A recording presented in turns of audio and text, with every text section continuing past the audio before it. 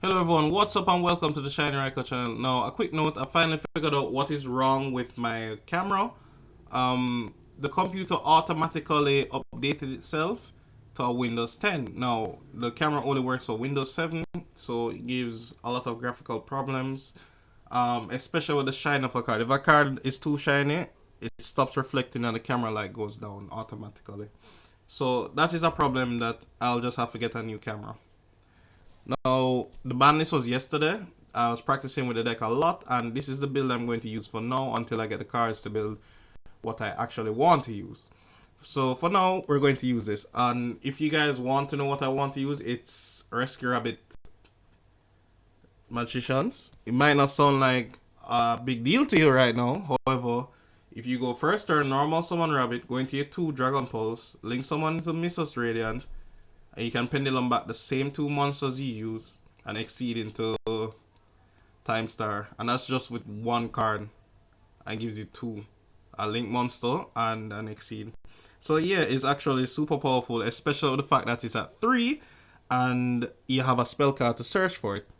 So let's go on to the deck profile. We'll play the ratio 3, 2, 1, 3.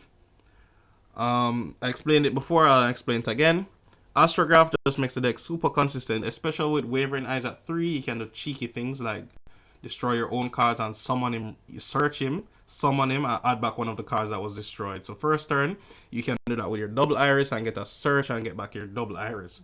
Super broken, super stupid, I know. These are in the ratio you should understand. You have to play with 3. You play with 2 because it's too good. You play with 1 because it's too bad. You play with 3 because it's the best card in your deck. Moving on. Triple Harmonizing Magician. You want to play with Triple Harmonizing just for the mere fact that you need to see 1 first turn. It just pushes you further ahead to make your Omega, then you exceed into Dweller or your normal Magician exceed. Next one up we have Triple Wisdom Eye Magician. Fixes your scales and 1 off. Must play because he's one of your only few low scales and he gets you a free add back. And that's it for your magicians. Performapals, we have Triple Joker, 1 Sorcerer, and 1 Dissolver. Let me explain them. Triple Joker is Triple Joker, self-explanatory. Stratus at 3. Now Dissolver, I have to play Inherit Fusion someone in the deck. It lets me go into a lot of things that are potential game changers, and the fusions normally have powerful effects. Now, the thing is, I might cut it because I'm not really interested in summoning Vortex anymore. Due to the fact that Vortex is just an easy card from my opponent out, and it's always locked in the scale, which I don't like. I want it to be able to freely come out of the scale. And, not the scale, I mean the extra monster zone. And then Sorcerer cut 1, playing 1 now, due to the simple fact that I can always alliance for it. Also, it doesn't really do much for me by playing 2 because when you pendulum summon it once, I don't ever pendulum it back from the face of extra deck. There are other things you can go for. The fact that you went for this and pendulum summon this, that means you have a magician there. So there's a better option than pendulum summon it back. And you're only playing to destroy 2 on the first turn. So he doesn't really do much after the first turn, so I don't really need more than 1. I just played more than 1 to see it. So no, I don't need it, and because Wavering Eyes is at 3 and I'm playing it, it's just not that good anymore. For spells, Triple Wavering Eyes, absolute must play. For mirror matches, and where I live there are so many mirror matches. Tournaments soon, and I'm expecting at least 5 mirror matches. And the thing is, too, I wouldn't mind playing against Pendulums where they're playing 3 Wavering and Iron. But I don't like it in mirror matches because it's luck based. There's no skill base behind it because whoever finds Wavering first wins the duel. However, your Exceed can help you. Your Timestar Magician can block it and send a magician from your deck to the graveyard. Not a magician, I think it's just a spellcaster. Yep, a spellcaster. So you don't really have to cower in fear. Also, you have your pen call, so you have nothing to worry about. Now, moving on, we have Triple Duelist Alliance. Very good card. Triple Star Pendulumgraph. Must play in my opinion. I play with 3 because I've been in so many scenarios where I've seen players play 1, and because their opponent immediately gets rid of it, they lose the duel. They just have no continuous advantage. The thing is, no player alive does not get rid of this first before your monsters, due to the simple fact that every single turn you're getting a mandatory search. And most of the times, because magicians have effects, they cannot catch this with Ghost Ogre, which is the only card in the deck they should catch that they want to. Next up, Pen Call. I played 2. I don't really want to play 3. I don't really want to find it that much. There are a lot of times when you draw a combo hand and you want to go off. 2 Mystical Space Typhoon just to destroy my own cards to help improve my first turn. And the last up, triple Time Pendulumgraph. Next one up, extra deck.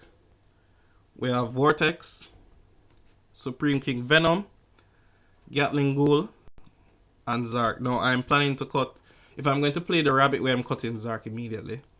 I'm planning to cut Vortex. I'm putting in the original Starving Venom.